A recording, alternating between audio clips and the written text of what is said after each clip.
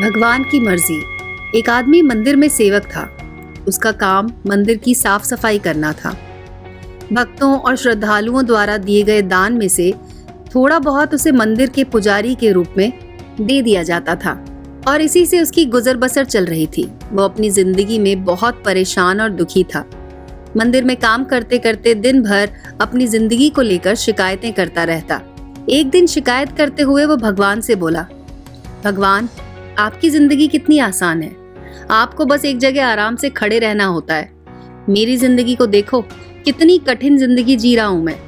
दिन भर कड़ी मेहनत करता हूं, तब कहीं जाकर 2 वक्त की रोटी मिलती है। काश मेरी जिंदगी भी आपकी तरह हो जाती। उसकी बात सुनकर भगवान बोले, तुम जैसा सोच रहे हो वैसा नहीं है। मेरी जगह रहना बिल्कुल आसान नहीं है। मुझे बहुत सारी चीजें देखनी पड़ती हैं, बहुत सारी व्यवस्थाएं करनी पड़ती हैं। ये हर किसी के बस की बात नहीं है। भगवान, कैसी बात कर रहे हैं आप? आपका काम तो आसान ही है। आपकी तरह तो मैं भी दिन भर खड़े रह सकता हूँ। इसमें कौन सी बड़ी बात है? मंदिर के सेवक के कहने पर भगवान ने कहा कि ये तुम नहीं कर पाओगे। इस काम में बहुत धैर्य की आवश्यकता है। मैं जरूर कर पाऊंगा। आप मुझे एक दिन अपनी जिंदगी जीने दो। आप जैसा कहेंगे मैं वैसा करूंगा। मंदिर का सेवक जिद करने लगा। उसकी जिद के आगे भगवान मान गए और बोले, ठीक है, आज पूरा दिन तुम मेरी जिंदगी जियो। मैं तुम्हारी जिंदगी जीता हूँ, लेकिन मेरी जिंदगी जीने की तुम्हें कुछ शर्त माननी होगी। मैं हर शर्त मानने को तैयार हूँ भगवान, सेवक ने कहा। ठीक है, तो ध्यान से सुनो। मंदिर में दिन भर बहुत से लोग आएंगे, तुमसे बहुत कुछ कहेंगे। कुछ तुम्हें अच्छा कहेंगे तो कुछ बुरा।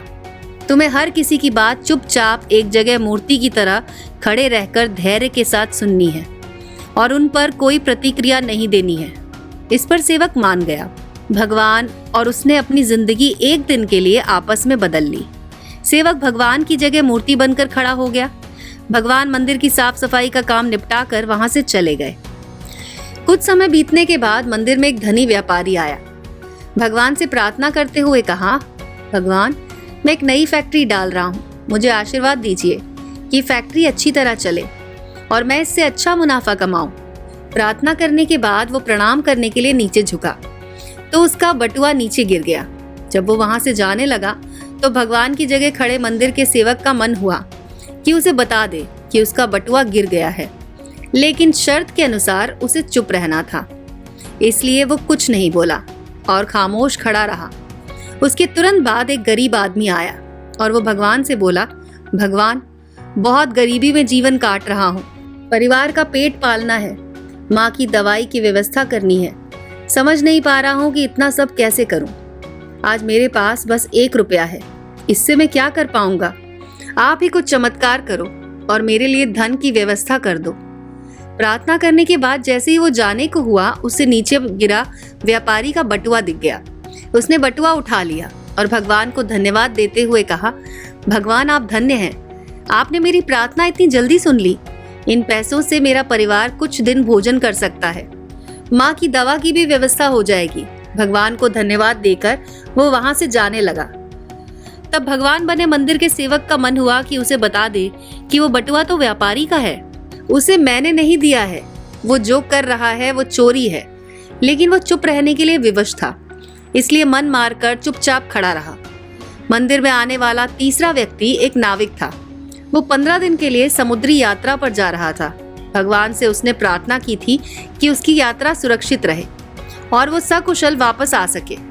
वो प्रार्थना कर ही रहा था कि धनी व्यापारी वहां आ गया। वो अपने साथ पुलिस लेकर आया। नाविक को देखकर वो बोला, मेरे बाद ये मंदिर में आया है, जरूर इसने ही मेरा बटुआ चुराया होगा। आप इसे गिरफ्तार कर लीजिए। पुलिस नाविक को पकड़कर ले जाने लगी। भगवान बने आदमी को अपने सामने होता हुआ यह अन्याय सहन नहीं हुआ। शर्त के अनुसार उसे चुप रहना था, लेकिन उसे लगा कि बहुत गलत हो रहा है। यदि मैं अब चुप रहा तो एक बेकसूर आदमी को व्यर्थ में सजा भुगतनी पड़ेगी। उसने अपनी चुप्पी तोड़ते हुए कहा, आप गलत व्यक्ति को पकड़कर ले जा रहे हैं। ये बटुआ इस नाविक ने नहीं, बल्कि इसके पहले आए गरीब व्यक्ति ने चुराया है। मैं भगवान हूँ और मैंने सब देखा है। पुलिस भगवान की बात कैसे नहीं मानती। उनकी बात मानकर उन्होंने नाविक को छोड़ दिया और गरीब आदमी को पकड़ लिया जिसने बटुआ लिया था।